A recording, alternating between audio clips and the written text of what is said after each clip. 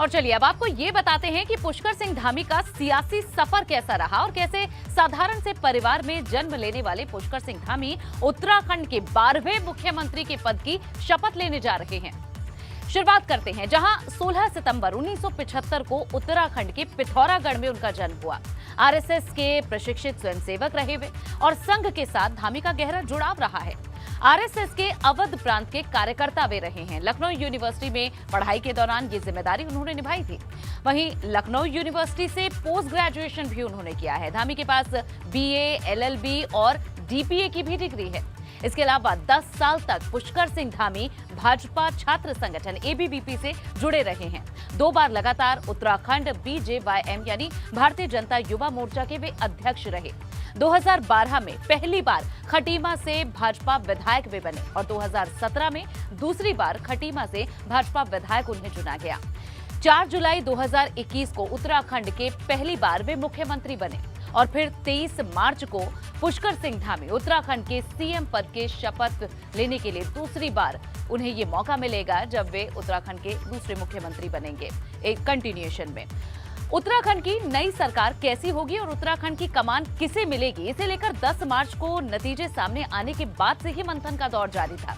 उत्तराखंड से दिल्ली तक भाजपा के तमाम बड़े नेता इस बात को लेकर पशोपेश में थे कि आखिर किस नेता के हाथों में उत्तराखंड की बागडोर सौंपी जाए, जिसके बाद आखिरकार आज ऐलान हो गया कि आगे भी उत्तराखंड की कमान पुष्कर सिंह धामी के हाथों में ही रहेगी।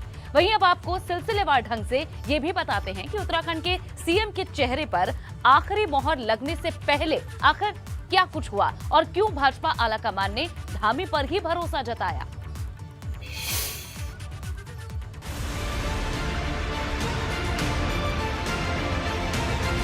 उत्तराखंड में नई सरकार का रास्ता साफ हो गया है। भाजपा विधायक दल की बैठक के बाद अब वो फॉर्मूला भी सामने आ चुका है, जिसके तहत भाजपा आलाकमान ने उत्तराखंड की नई सरकार के गठन का पूरा खाका खींचा था। पुष्कर सिंह धामी के तौर पर सीएम के नाम के ऐलान के साथ ही साफ हो गया है कि इस बार भाजपा उत्तराखंड में किस तरह से सरकार चलाने जा रही है। हालांकि सीएम और सरकार को लेकर भाजपा ने जो फैसला लिया है उसके लिए भाजपा में मैराथन बैठकों का दौर चला। पहले आपको ये बताते हैं कि उत्तराखंड में सरकार का खाका किन नेताओं ने खींचा था। खुद पीएम मोदी उत्तराखंड की सरकार के गठन पर नजर रखे हुए थे। गृह मंत्री अमित शाह ने उत्तराखंड में सरकार के लिए लगातार मंथन किया। उत्तराखंड के बड़े नेताओं से नई सरकार को लेकर फीडबैक लिया गया। भाजपा अध्यक्ष जेपी नड्डा उत्तराखंड को लेकर लगातार बैठकें करते रहे। भाजपा राष्ट्रीय महामंत्री बीएल संतोष उत्तराखंड पर फीडबैक लेते रहे। उत्तराखंड भाजपा पर्यवेक्षक राजनाथ सिंह हालात पर नजर बनाए हुए थे। साफ है कि उत्तराखंड में सरकार के गठन और सीएम के चेहरे के ऐलान में जो देरी हुई उसके पीछे भाजपा की सधी हुई रणनीति थी। दरअसल भाजपा का मकसद था कि सीएम के लिए ऐसे चेहरे का ऐलान किया जाए जो कि अगले 5 साल तक अपनी जिम्मेदारी को पुख्ता तौर पर निभा सके।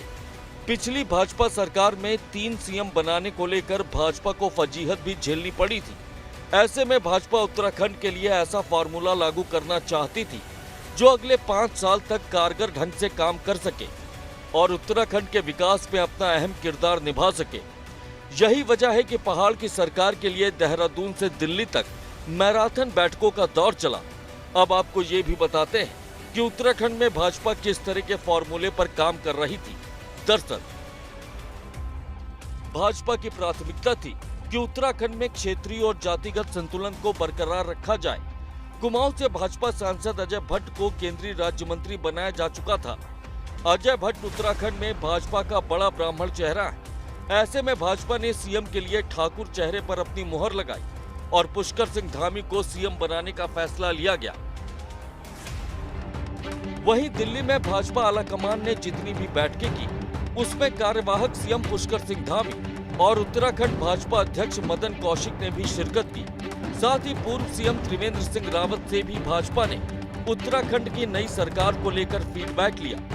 भाजपा की इन कोशिशों से साफ था कि भाजपा उत्तराखंड की नई सरकार के गठन में किसी तरह की गड़बड़ी नहीं चाहती थी और इसी के मद्देनजर हर उस नेता से फीडबैक लिया गया जो उत्तराखंड की सियासत में असर रखता हो। और इसके बाद तय हुआ कि पुष्कर सिंह धामी को फिर से उत्तराखंड की कमान सौंप दी जाए। फिलहाल पुष्कर सिंह धामी 23 मार्च को उत्तराखंड के नए सीएम के तौर पर शपथ लेने जा रहे हैं।